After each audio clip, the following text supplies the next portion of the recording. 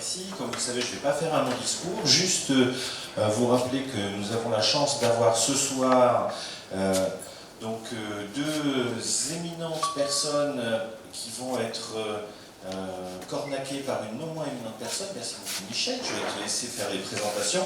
Je voulais juste vous dire que Issa nous a fait le plaisir de nous donner un de ses ouvrages qui sera disponible donc dès demain à la médiathèque. Merci beaucoup pour ça. Donc une anthologie littéraire de Maurice. Merci beaucoup Michel. Michel, the floor is yours. Bonsoir à tous, j'ai une lumière dans les yeux qui fait que je ne vois personne. Bonjour Jean-Marie, ça y est, on peut commencer. Est-ce que tu m'entends? Allô, est-ce que tu m'entends? Oh, oui. Ah, oui, bonsoir, je vous entends pas très bien, le son n'est pas très clair, mais je crois qu'on pourra quand même échanger quelques idées, il me semble. Alors, juste, Michel, je fais une petite précision. Nous avons l'effet talkie-walkie, parce que c'est assez loin. Donc, quand nous ferons passer le micro pour vos éventuelles questions, prenez bien le temps de la respiration. Et il y a, on n'aura pas la séance de spiritisme normalement ce soir, mais il y a un temps de latence entre le retour et la question. Une autre chose aussi, le micro, tenez-le bien très près de la bouche pour que justement Monsieur Leclésio nous entende bien.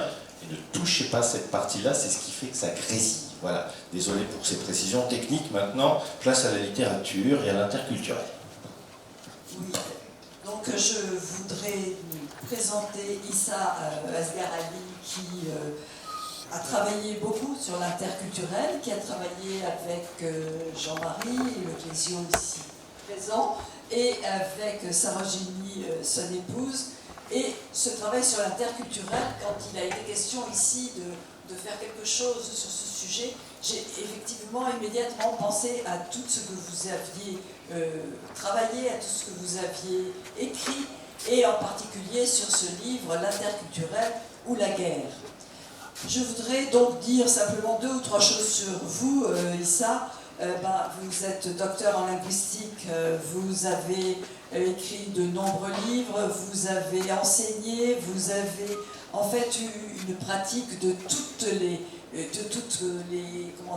les facettes de la culture, parce que vous avez fait du journalisme, vous avez fait de la télévision, vous êtes occupé aussi d'éducation, donc et tout cela toujours dans cette optique de l'interculturel, c'est-à-dire, on va essayer de le définir. Donc la première question que je vous poserai, c'est qu'est-ce que c'est pour vous? Quelle est la définition exacte qu'est pour vous l'interculturel? Et je te demanderai la même chose, Jean-Marie, qu'est-ce que c'est pour toi l'interculturel?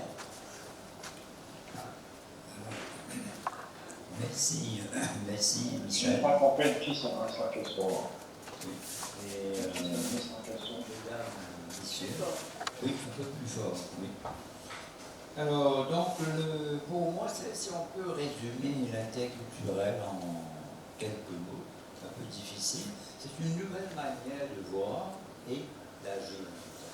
Donc, il y a à la fois la leçon et aussi la pratique.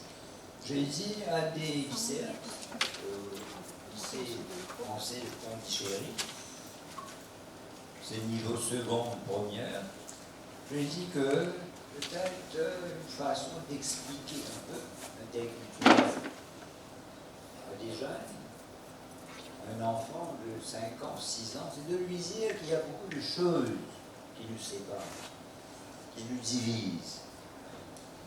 Ça, c'est un fait. Mais il y a peut-être plus de choses qui nous rapprochent, qui nous unissent. Alors c'est ça l'interculturel. Parlons de ça. Allons donc développer, consolider tout ce qui nous rapproche, mais il ne faut pas perdre de vue qu'il y a beaucoup de choses qui nous séparent. Voilà. Alors, est-ce que tu as entendu, Jean-Marie, ce qu'a dit Issa? Oui, j'ai entendu Issa qui s'est exprimé, et je voudrais saluer l'action de Issa. pays, enfin, On entend mal. personnes, une femme, pour connaître l'idéal de l'interculturel à travers le monde. Ce que l'interculturel est mis en pratique dans quelques pays, mais très rare. Il y a bien sûr la Bolivie, comme l'Équateur, quelques pays nordiques, mais les grands, les citoyens de cette république, Saint et Saint-Rochny sont des représentants de la liberté interculturelle mauricienne. L'île Maurice, qui peut vraiment mettre en application la ligne de Issa Asghari, c'est l'interculturel ou la guerre. Si on ne pratique pas l'interculturel, c'est-à-dire la relation des cultures entre elles, on va vers l'affrontement, vers la guerre. Et donc, je suis très reconnaissant à Saogini, à Issa de m'avoir offert à cet état d'esprit. J'appartiens à ma famille, à l'île Maurice, mais j'ai grandi dans un pays qui est uniculturel. La France est un pays uniculturel. On a refusé l'existence et leur langue aux minorités qui habitaient sur le territoire français. Et assez récemment, on a créé une charte des langues minoritaires, mais on a oublié le créole. Le créole étant la langue plus parlée des langues minoritaires sur le territoire français, on l'a oublié. Et certains pays comme les États-Unis d'Amérique ne pratiquent pas l'interculturel. C'est une culture unique et c'est un fondement. La culture anglo-saxonne s'affronte à la culture de l'espagnol et aux cultures minoritaires qui sont sur son territoire, toujours de façon violente. Il n'y a pas véritablement de recherche d'harmonie. Donc, si je parle quelquefois, je dirais que c'est un idéal qui n'a pas été réalisé, même pour les pays où il y en a la pratique, l'interculturel n'a pas été pleinement réalisé. De bon tendre à la réalisation, et c'est pourquoi c'est si important de mettre en pratique la recherche de l'interculturel. L'île Maurice, puisque Ça et Saogini sont des acteurs importants de cet idéal, à l'île Maurice, on a la Fondation pour l'interculturel et la paix, qui a été créée il y a maintenant quelques années, et qui propose des rencontres au niveau scolaire, c'est-à-dire il faut commencer par le début, ce sont les enfants qui doivent être inclus dans l'interculturel. Parce que les adultes sont déjà enfermés dans leurs idées de suprématie culturelle, l'anglais mieux que le français mieux que l'anglais. Tout ça, ce sont des idées absurdes. Et je voulais relier tout ça, pour terminer sur cette brève présentation, je vais terminer par une citation du poète romantique John Keats, un des grands poètes de langue anglaise, et qui a écrit cette phrase magnifique selon laquelle je traduis de l'anglais. De chaque jour, à mesure que mon imagination se développe, je me rends compte que je ne vis pas dans un seul monde, mais dans des milliers de mondes. Et John Keats a écrit cela au XIXe siècle. Et aujourd'hui, il y a peu de personnes qui réalisent que le monde est fait de milliers de mondes. Il n'y a pas un seul monde, mais il y a des milliers de mondes. Donc l'interculturel, et c'est un instinct qui doit devenir important chez l'être humain, comme on dirait la générosité, le partage, l'amour, la recherche de la paix. L'interculturel doit être une pratique qu'on enseigne aux enfants dès le jeune âge. Et grâce à Issa et Saogini, la création de la Fondation interculturelle pour la paix permet aux enfants des quartiers souvent en difficulté de rencontrer des enfants d'autres parties de la population. Et si les enfants se rencontrent quand ils ils se rencontreront nécessairement plus tard. Et donc c'est un idéal qui n'est pas encore réalisé, mais qu'on espère se voir réalisé dans un avenir assez proche, si on veut échapper à l'infernal engrenage de la guerre qui se manifeste actuellement. Voilà la présentation que je voulais faire sur l'interculturel et remercier Issa et Sarojini. Merci. J'aimerais votre réaction. Alors, merci Jean-Marie. Alors, deux remarques. Alors, ce que Jean-Marie vient de dire me fait penser à cette phrase de Jean Fanchet, psychanalyste et écrivain. Vous savez, à Maurice, il y a un prix Jean Fanchet à la mairie de Beaubassin-Rosé. Et le prix est présidé depuis 1999 par Jean-Marie Leclésieux et Michel et Pierre ont fait partie du jury. C'est un jury extraordinaire. Avec Jean-Marie, Michel et Pierre. Alors ce que je voudrais dire, c'est que oui, c'est donc dans cet essai, l'interculturel ou la guerre, il y a à la page 9 où je définis en un paragraphe ce que c'est. Et puis tout le reste, c'est je développe. Chaque partie de la phrase, c'est un chapitre. Je voudrais vous lire ça. C'est pour les personnes qui sont dans la salle. Alors, donc, il nous faut d'urgence une nouvelle manière de voir et d'agir. C'est tout l'enjeu de l'interculturel. Que la culture n'alimente plus la violence et la guerre, mais qu'elle nous aide à vivre ensemble. C'est une nouvelle manière de concevoir l'identité, de transcender le multiculturalisme, de promouvoir le véritable échange entre les cultures, de penser et de reformuler les expériences historiques, de refuser la thèse du choc des civilisations, de désamorcer la guerre des langues, d'analyser les relations entre la culture, l'information et la communication à l'heure de la mondialisation, de construire des passerelles entre les littératures du monde, de former et de développer la pensée critique grâce à l'apport de la philosophie, d'explorer la dimension culturelle et non cultuelle du religieux. Et finalement, Jean-Marie vient de le dire, d'introduire cette nouvelle manière de voir et d'agir à l'école, espace commun de rencontre et de vie.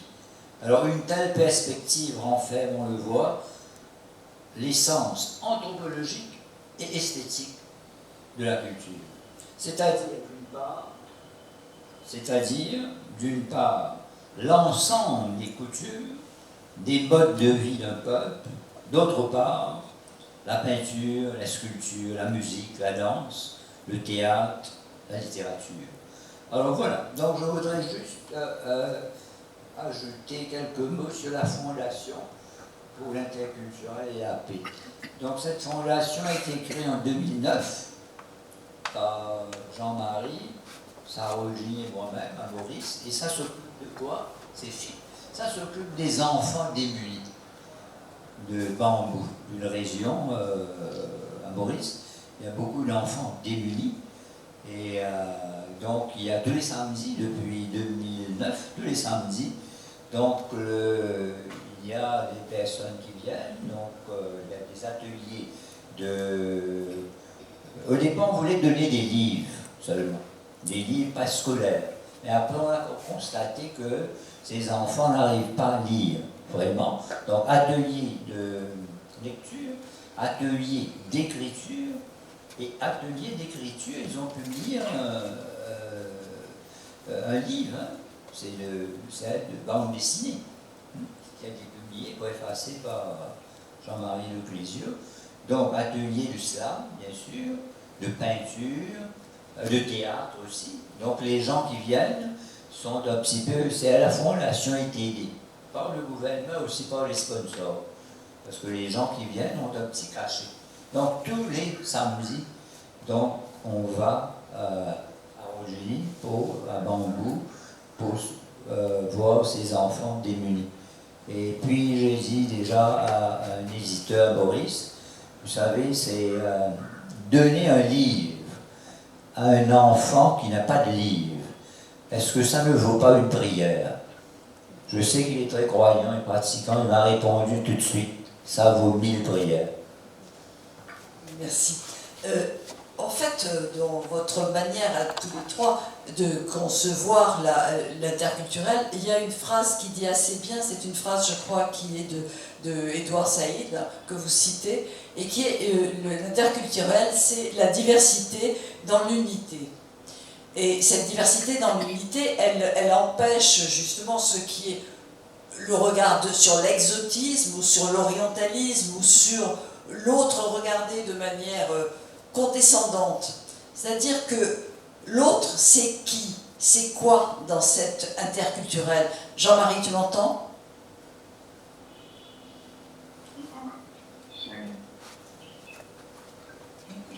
J'ajouterai à ce qu'a dit ici, bien à ajouter à ce que vient d'exprimer Sarojini. J'admire beaucoup la réalisation de l'interculturel telle qu'elle est pratiquée par la Fondation grâce à l'action de Sarojini principalement, parce que ce n'est pas facile d'aller rencontrer des enfants des communautés pauvres à Maurice et de les inciter à rencontrer d'autres communautés. Ce n'est pas facile de leur donner la parole, ce n'est pas facile de les sortir du pessimisme dans lequel ils sont souvent enfermés et de la menace de délinquance qui les entoure. Et Sarojini a fait quelque chose de magnifique à Maurice, qui n'est pas sans rappeler l'héritage qu'on peut recevoir de l'Inde, en particulier dans la région de Pondichéry.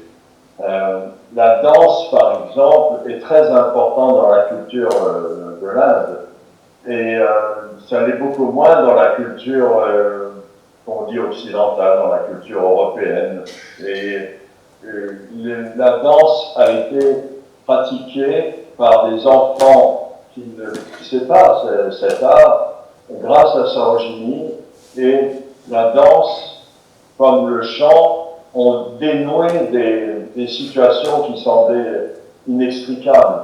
Quand un enfant, quand une jeune fille est éduquée dans un milieu très rude, très violent, quand elle est confrontée à la violence de la rue, quand elle n'a pas la possibilité de s'exprimer et quand elle ne peut pas se réaliser par l'école, parce que l'école est réservée aux classes les plus aisées.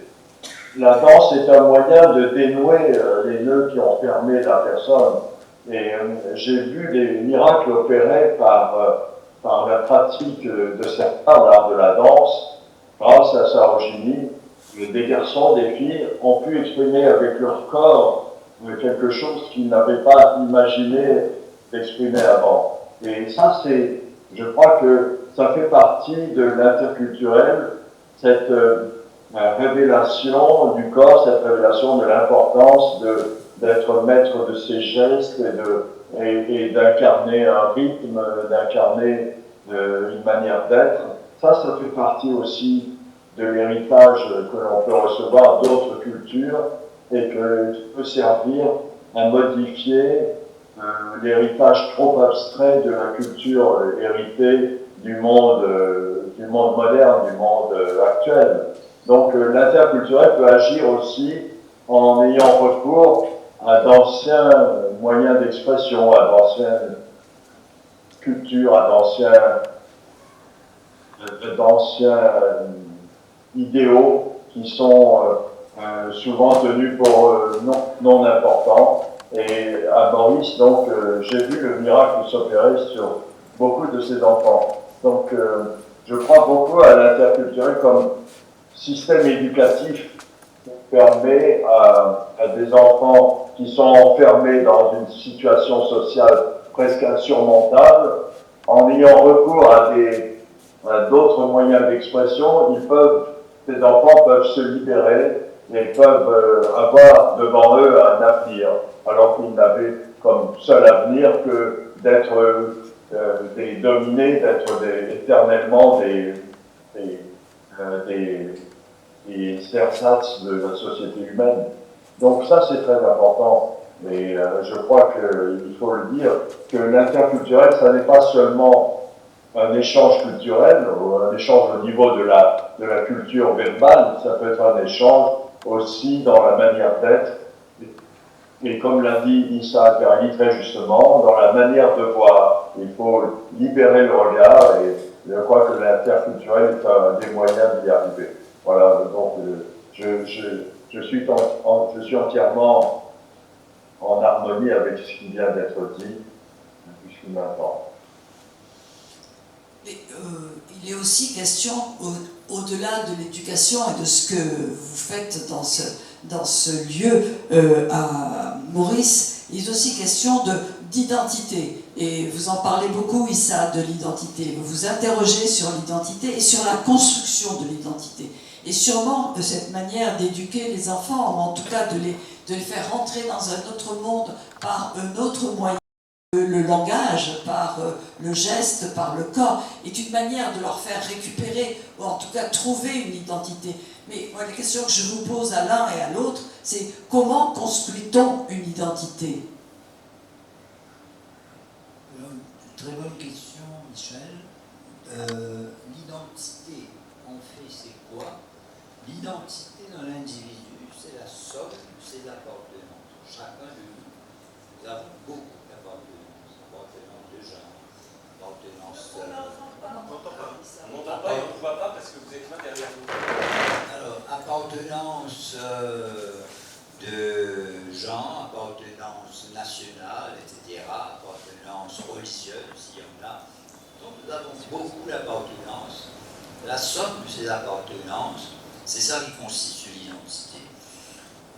Alors, et autre point, c'est que, alors ce qui se passe, c'est que lorsqu'une appartenance écrase les autres, ça signifie qu'on est de telle ethnie, ou telle autre ethnie, on est de telle religion, de tel pays, de tel autre pays. Lorsqu'une appartenance écrase les autres, c'est là qu'on a ce que Amin Malouf a appelé des identités meurtrières. Je vous rappelle que Amin Malouf est le secrétaire de l'Académie française, grand écrivain, et il a écrit un livre qui s'appelle Les identités meurtrières. Alors l'identité devient meurtrière, et donc tous les affrontements, toutes les guerres, lorsqu'une écrase, c'est la somme. Alors ce qu'il faut dire aussi, c'est que l'identité, même de deux jumeaux, deux jumelles, n'est pas identique. Ça signifie la somme des appartenances de l'un. Il peut y avoir une différence quelque part. Alors avec un peu d'humour, je dirais, on peut avoir deux jumeaux, un qui aime Pepsi et l'autre Sprite. Ben voilà, une différence. Voilà, donc mais sur un plan plus sérieux, c'est aucune de ces appartenances n'est identique entre vous, vos parents, vos frères, vos soeurs, etc. Alors, donc il y a ça. Vous avez cité Edouard Said, le grand Edouard Said, qui enseignait à l'université de Columbia. Je suis allé à Columbia, mais était déjà décédé. Je n'ai pas pu rencontrer Edouard Said. Il a été un de mes mentors, jamais rencontré. Alors ce qu'il a dit, voilà, et Jean-Marie est conscient de ça, c'est que souvent on parle de unité dans la diversité. À Maurice on parlait de ça, on l'a renversé. Unité dans la diversité. C'est-à-dire au départ on pose la diversité. Et ensuite on cherche l'unité souvent introuvable. Il faut faire l'inverse. C'est la diversité dans l'unité. Nous sommes donc des êtres humains. Le sang, la couleur, il y a des là, c'est pareil. Quand je viens à Pondichéry, j'ai vu quelque chose, des scènes, et c'est dans tout. Je dis, c'est universel de tout temps. Je vois une rivière, le chauffeur me dit, c'est quoi, vous voyez la mer, il me dit une grande rivière. Et puis juste après, il y a, on vend des poissons. Donc les hommes, les femmes ont pêché. Ils vendent, les gens viennent acheter. Donc il y a des choses comme ça, c'est universel. C'est pas tel pays, c'est pareil, c'est partout. C'est séparer le tout temps. Donc il faudrait plutôt renverser ça, c'est pas l'unité dans la diversité, comme on le disait Maurice, c'est plutôt la diversité dans l'unité. Nous sommes unis, mais bien sûr, il y a aussi des différences qu'il ne faut pas négliger, il ne faut pas passer sous silence. Et donc, diversité plutôt dans l'unité. Donc l'identité est un thème très important dans la conception de l'interculturel, la conception et aussi la mise en pratique. Jean-Marie, qu'est-ce que tu peux dire, toi, de l'identité, de la construction de l'identité et de la manière dont on peut faire cohabiter en soi plusieurs identités ou en tout cas plusieurs manières de regarder le monde? Je ne suis pas, je ne voudrais pas me présenter comme étant quelqu'un d'exceptionnel, mais il se trouve que dans ma famille, mon héritage culturel, je voudrais dire, est multiple. J'ai un héritage qui est lié à la Bretagne, parce que ma famille est de lointaine origine bretonne, donc l'héritage celtique est important dans ma famille. Mais ensuite, je suis né d'une famille mauricienne. Mon père et ma mère ont grandi dans la culture mauricienne. Et ma mère n'est pas née à Maurice, mon père était né à Maurice, mais ils ont communiqué dans ce goût qu'ils avaient pour la culture mauricienne. Et maintenant, j'ai été moi-même élevé dans ce qu'on appelle en France des écoles de la République. Il faut toujours insister là-dessus, école de la République. Donc j'ai été élevé dans le respect de tout ce qu'on nous enseigne dans les écoles de la République. Et il en ressort que j'ai une identité multiple. Mon identité n'est pas une, elle est plusieurs. Et elle ne s'affronte pas, elle se complète, j'imagine.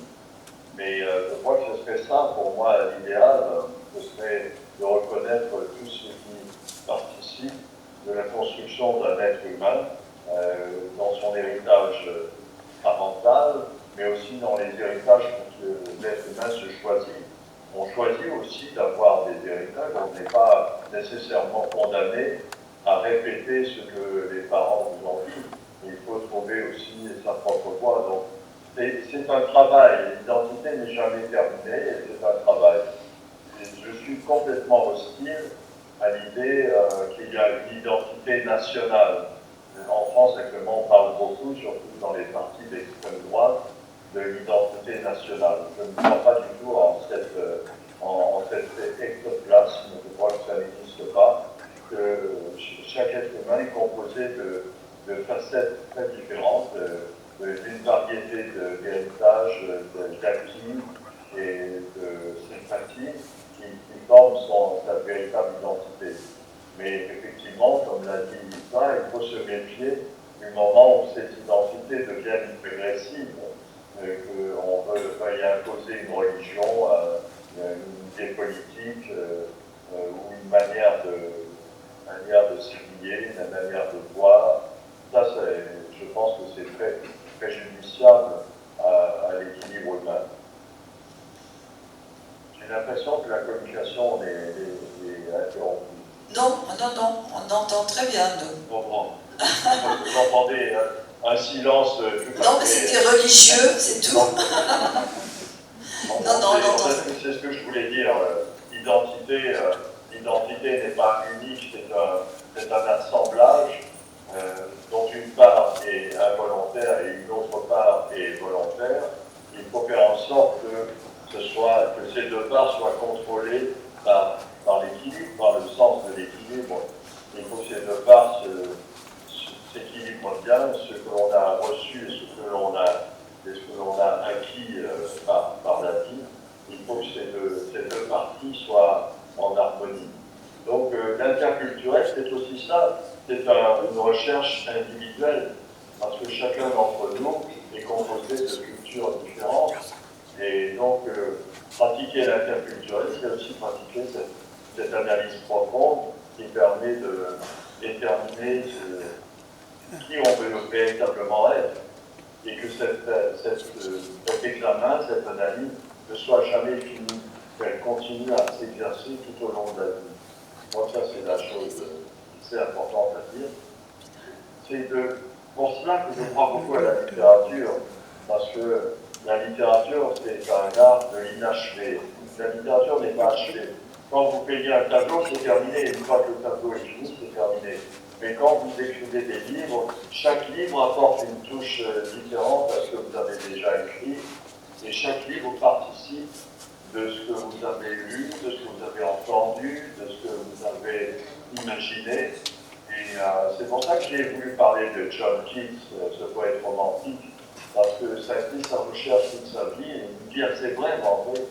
John Keats est mort de la tuberculose à 26 ans, et dans ce bref moment de sa vie, il a parcouru des mondes très différents, des idées très différentes. Je crois que ça c'est assez important de affirmer l'évolution, les changements que l'on doit opérer pour pouvoir acquérir sa propre personne. Et on ne l'acquiert jamais parfaitement. Donc l'interculturel, c'est aussi une idée de quelque chose qui est ouvert, qui n'est jamais terminé, qui est toujours en cours. Et en cela, l'interculturel est un idéal qui est beaucoup plus prenant et beaucoup plus appréciable que celui d'une idée politique qui serait arrêtée à un code qui s'arrêterait une fois pour toutes. Il faut aller au-delà des codes, il faut aller au-delà de ce qui est filmé, et il faut toujours chercher à se remettre en cause. Il y a un livre que j'aime beaucoup pour cela, c'est le Mahabharata. Le Mahabharata, pour moi, c'est exactement ce que j'attends d'un grand livre littéraire. C'est un livre dans lequel chaque personnage, chaque personne se remet en cause au fur de l'évolution de sa vie. Et à chaque instant, il y a une remise en cause. Et lorsque, dans la Bhagavad Gita, il est question de la guerre, en même temps, on affirme au même moment que certaines guerres sont inévitables, mais qu'il faut les condamner. Les guerres sont condamnables, sont générales. Et je trouve que c'est très intéressant de voir cette progression qu'il y a dans l'évaluation des êtres humains. Que les personnages ne sont pas donnés une fois pour toutes, qu'ils sont évolutifs, qu'ils se transforment les uns les autres, qu'ils agissent les uns sur les autres. Et c'est dans ce sens que ce que disait Issa de Garabi est très vrai, c'est que l'interculturel, c'est une recherche, c'est une tentative de se transformer profondément pour avoir une nouvelle vision du monde, pas être assujetti aux visions passéistes ou aux visions systématiques, aux visions politiques, mais avoir une vision plus générale et plus vaste du monde. Et tu viens de citer deux textes qui ont été écrits dans des langues différentes.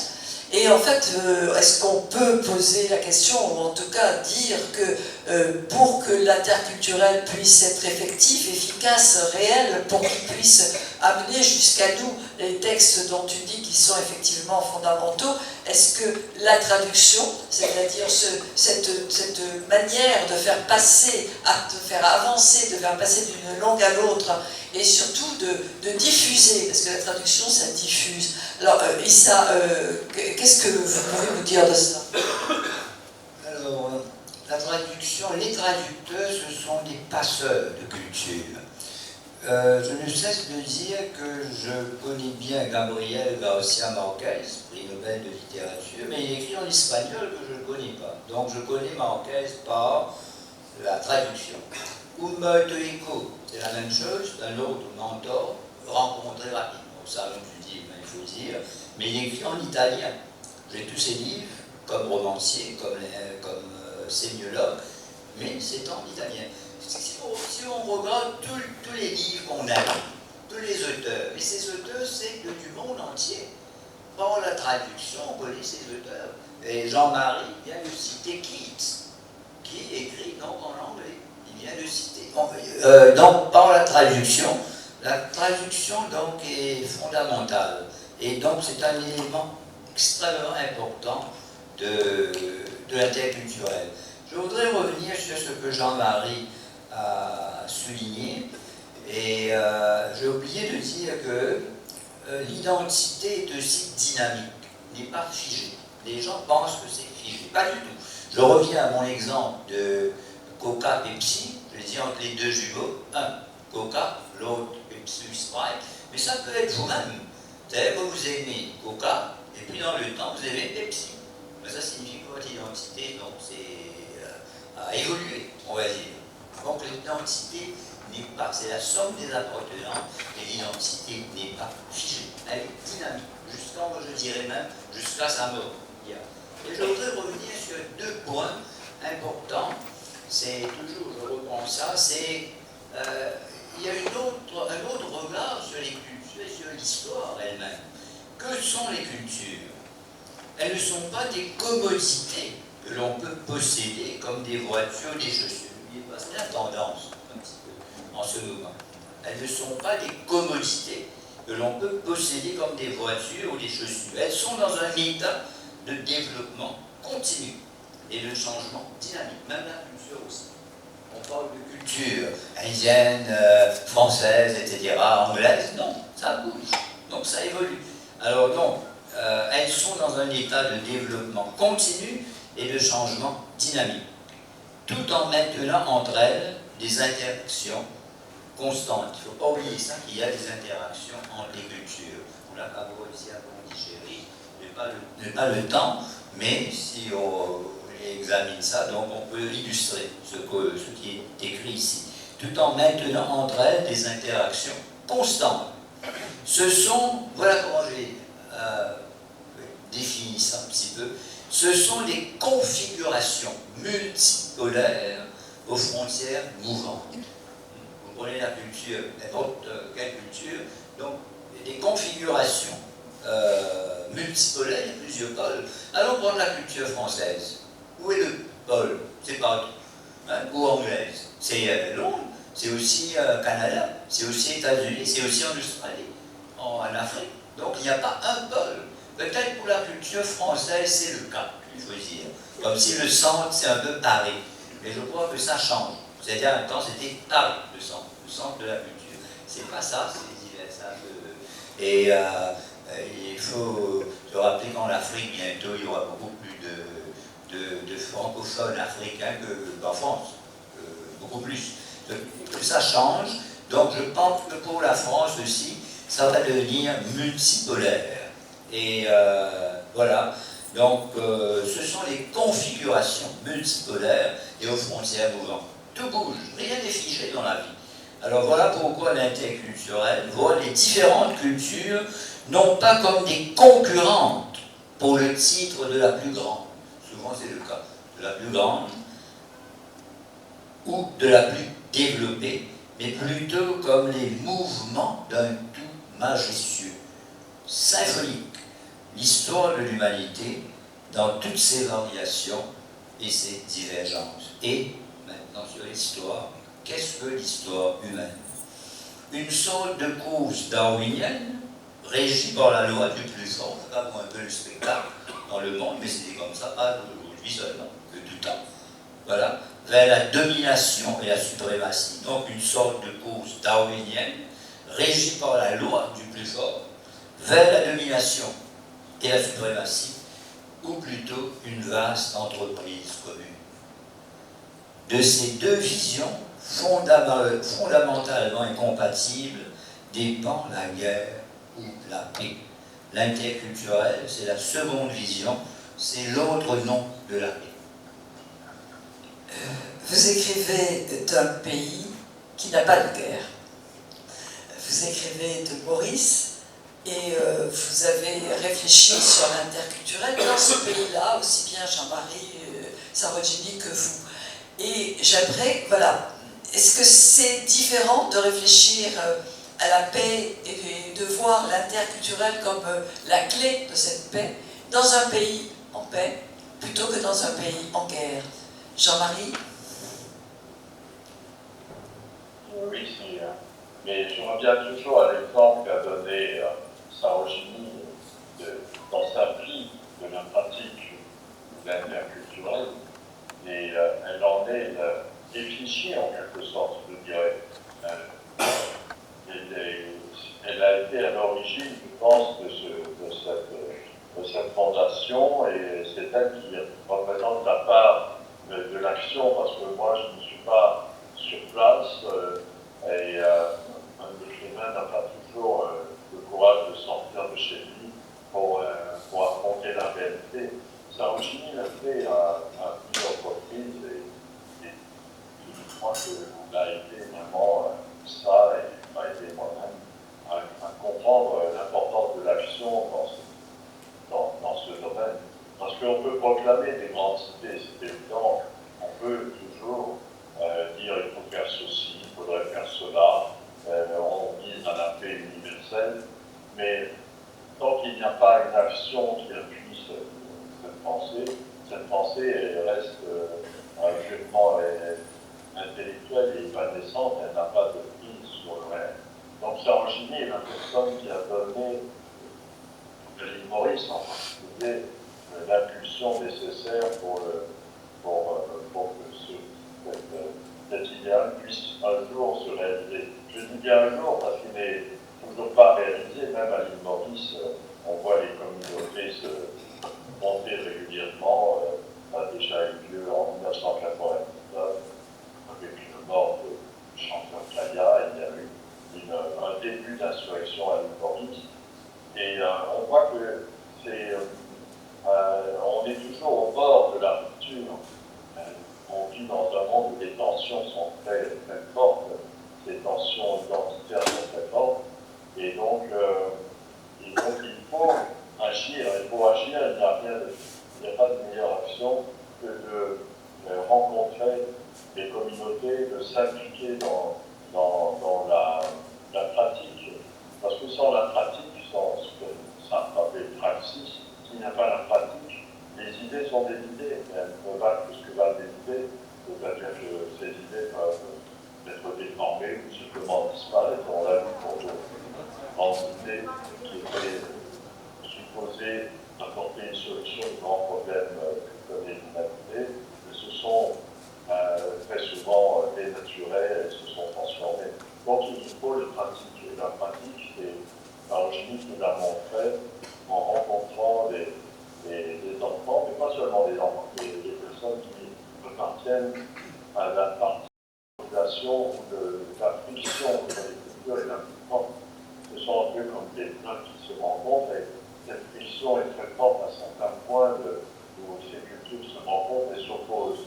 Et il faut, je pense, travailler à abolir ces heures, à abolir et ne pas en faire un système. On connaît bien sûr l'opposition qui proposait Clinton dans un livre qui a eu beaucoup de succès à travers le monde et qui est très dangereux. Un livre dans lequel Clinton cherche à justifier les cellules culturelles qui se posent entre elles. Il cherche à justifier cette opposition.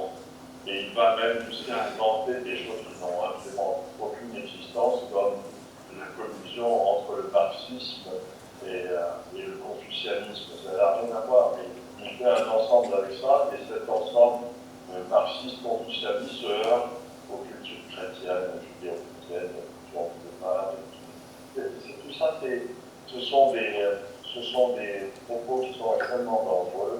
Et donc, l'action que mène Sarojini, et que nous aimerions que mènent beaucoup de personnes, non seulement à l'île Maurice, mais dans d'autres régions du monde, c'est une action qui doit être dans toute pratique, une action qui doit agir pour permettre la rencontre des personnes.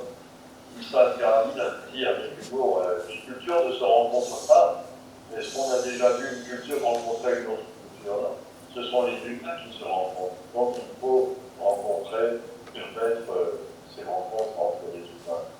Et c'est pour ça que je rends hommage à Sarojini par son sens de la pratique et par tout ce qu'elle a fait dans la vie réelle, tout ce qu'elle a permis comme changement dans la vie réelle. Je ne prendrai qu'un seul exemple.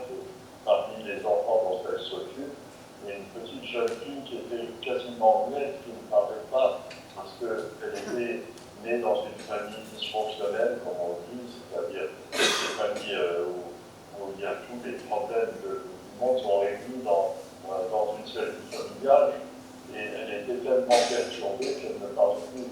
Et Sarojini, en quelque sorte, en lui permettant de s'ouvrir par la musique, par la danse, par le chant, par la composition poétique, elle lui a permis de changer et de devenir quelqu'un d'humain, devenir un être humain.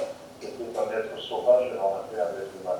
Je trouve que ça, ce sont des exemples magnifiques, et c'est pour ça que je veux remercier Sarojini d'être en ce moment dans cette assemblée. Je vais lui rendre cet hommage. L'interculturel, c'est en grande partie son action. Merci.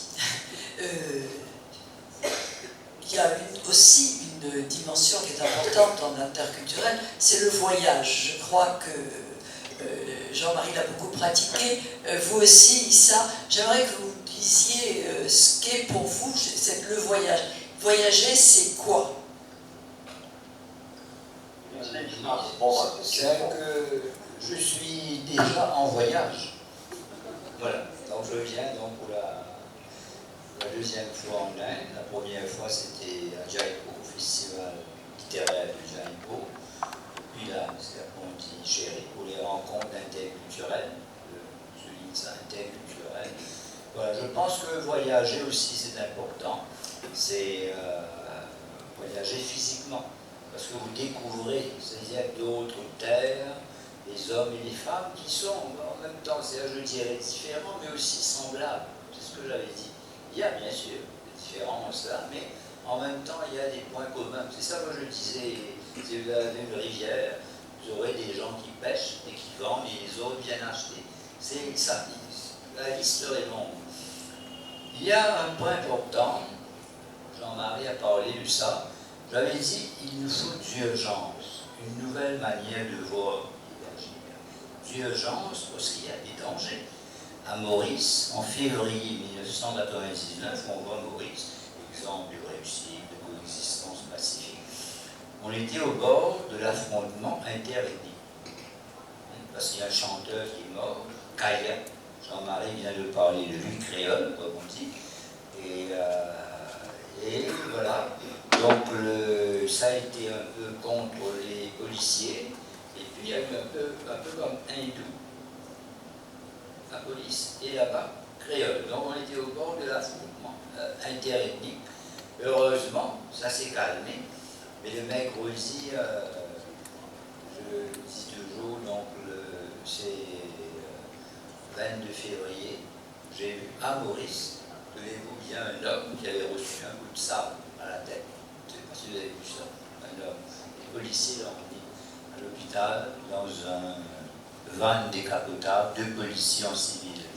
Je suis allé, j'étais seul, sa poche, et heureusement il n'est pas mort. Mais les policiers, celui qui sort avait peur, ils disent affaire sale, c'est très ça. Et puis je dois vous dire, quand je parle de guerre, c'est abstrait. À Paris, je suis allé au musée de Tokyo, et juste après, je voulais voir les lieux des attentats avec un ami qui avait une voiture, Bataclan. C'est la belle équipe. C'était la belle équipe là. 10 personnes sont mortes.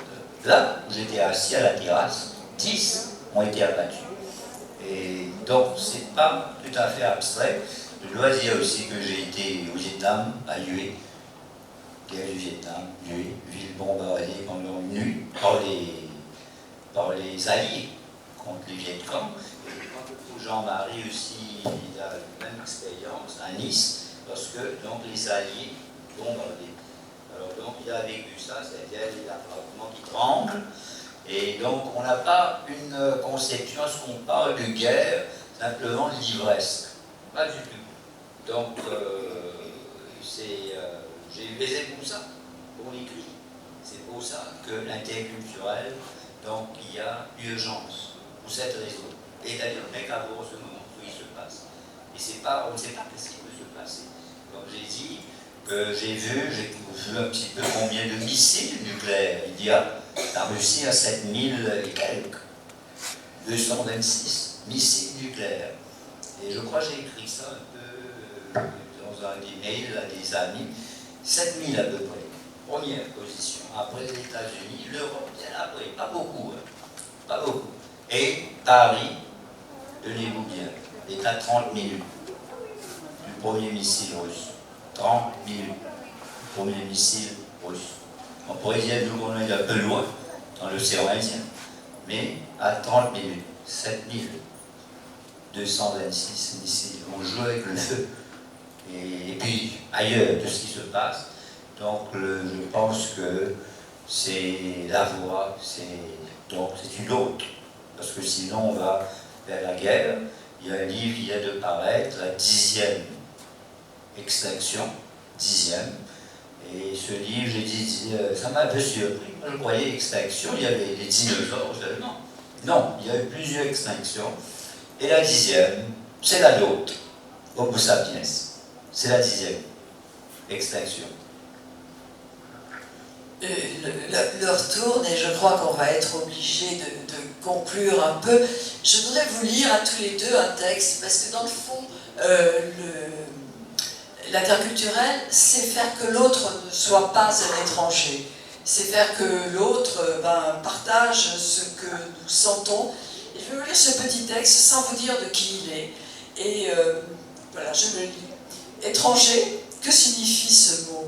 Quoi? Sur ce rocher, j'ai moins de droits que dans ce champ. Quoi? J'ai passé ce fleuve, ce sentier, cette barrière, cette ligne bleue ou rouge visible seulement sur vos cartes. Et les arbres, les fleurs, le soleil ne me connaissent plus? Quelle ineptie de prétendre que je suis moins homme sur un point de terre que sur un autre. Vous me dites, nous sommes chez nous, et vous n'êtes pas chez vous. Où? Ici? Vous n'avez qu'à creuser une fosse, et vous verrez que la terre m'y recevra tout aussi bien que vous. Ce texte est de Victor Hugo. Voilà, je ne voulais pas me plomber la discussion, mais il me semblait que ça disait beaucoup finalement de tout ce que vous avez dit l'un et l'autre. C'est l'interculturel, c'est peut-être d'abord et avant tout que l'autre, c'est pas le même, mais c'est pas l'étranger.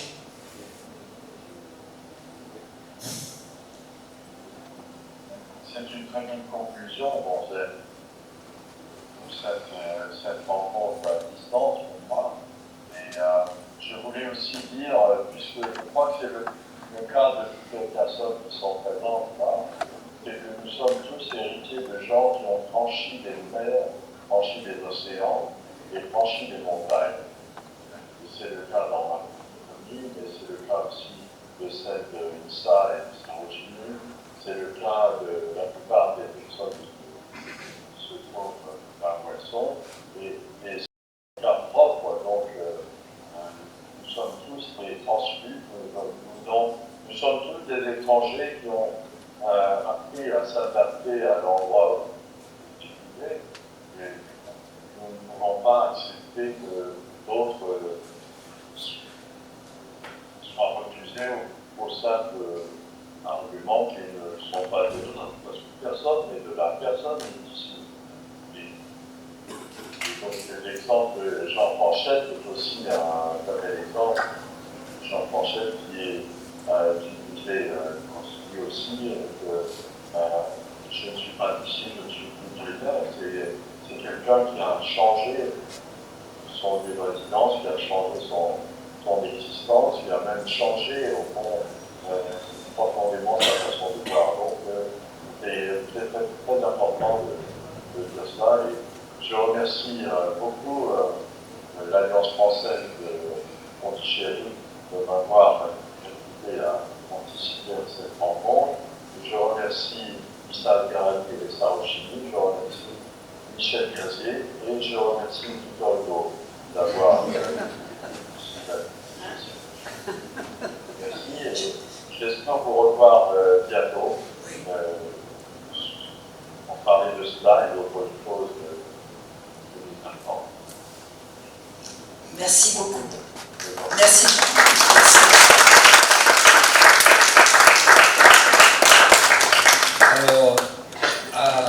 à mon tour, je remercie l'Alliance française de Pondichéry et je remercie Jean-Marie, Michel et vous, donc, qui êtes présents ici. Alors j'espère que l'échange, ça vous a intéressé et qui vous poussera donc à dire. Alors, donc il y a beaucoup de publications. Il faut dire que nous n'avons pas inventé ce thème. Hein. Ça existe. Alors pourquoi aussi l'interculturel, pas interculturalité? C'est pas un État comme le multiculturalisme.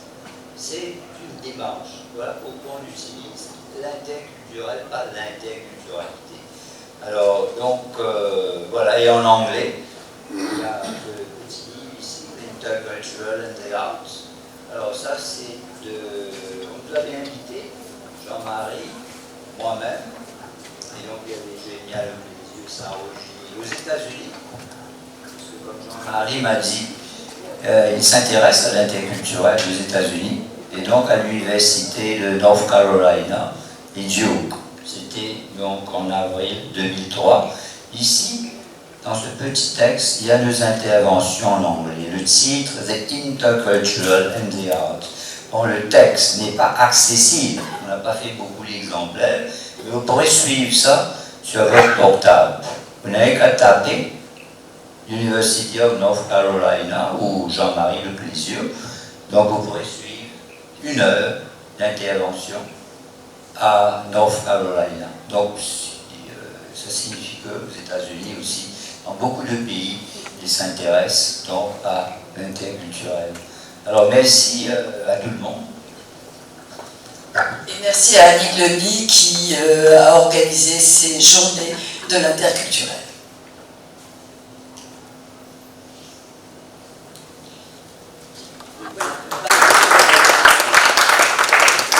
Juste 2 mots, c'est pour remercier, c'est Annick Lemie, c'est son association Passage a organisé ça. Je dois vous le dire en toute franchise, hein, c'est pas parce qu'elle a organisé ça, elle m'a invité, je dois dire simplement tout est ok, ça va. Non, c'est vrai que les échanges étaient d'un haut niveau, extrêmement riche. Je ne le dis pas comme ça. C'est hier, autour d'îlots glissants. Et puis donc l'exposition aussi c'est-à-dire c'est des hommes et la rue ici et ailleurs, et aussi donc l'échange entre Michel et Fernand Ratier, le styliste. Donc tout ça c'était d'un très bon niveau. Et donc ça m'a agréablement surpris. Et donc je l'écris et ce sera déjà dans le journal ce dimanche et après. Voilà. Merci à tous. Merci beaucoup, monsieur Asgarali, monsieur Le Clésio, merci beaucoup, Michel, cher Michel, merci beaucoup. Eh bien, écoutez, maintenant, je n'ai plus qu'à vous dire à l'année prochaine. Annick, merci beaucoup. C'est une pluie de remerciements, mais c'est tellement mérité. Merci. Merci. Oui, on peut applaudir. Merci beaucoup. Je vous rappelle que demain soir, nous avons une troupe de théâtre qui nous offre une sélection de textes de Camus, Sartre, Shakespeare et de 3 auteurs indiens. Le surlendemain, nous avons du Bharatanatyam. Le 4, nous avons la deuxième partie de la troupe de théâtre avec les mêmes sélections de textes. Lundi prochain, nous avons l'imaginaire imagé avec nos auteurs de science-fiction qui sont en résidence actuellement, et vous êtes tous invités à venir, pour ceux comme moi qui n'ont aucun talent artistique, gribouiller des dessins par rapport à ce que les textes vous évoquent. Pour les plus talentueux, j'espère, j'en regarde une, pour les plus talentueux, nous aurons des illustrations que nous ajouterons au livre que nous allons éditer avec les textes qui ont été faits ici. Le mardi soir, nous avons une session de speed dating littéraire, c'est-à-dire que ces 3 auteurs captifs seront là et vous aurez 3 minutes en tête à tête avec chacun des auteurs, et puis après on tournera pour mémoire Yamuna David, Pierre Bordage, Karina Rosenfeld, et enfin on aura une conférence chorale mercredi prochain avec le format que ceux d'entre vous, il y en a certains d'entre vous me connaissent, le même format que l'année dernière, on leur donnera des questions, ils dérouleront, et évidemment ce sera un échange avec la salle. Et on a encore d'autres choses, mais je vais vous laisser aller manger. Bon, merci beaucoup, bonne soirée. Bonne soirée.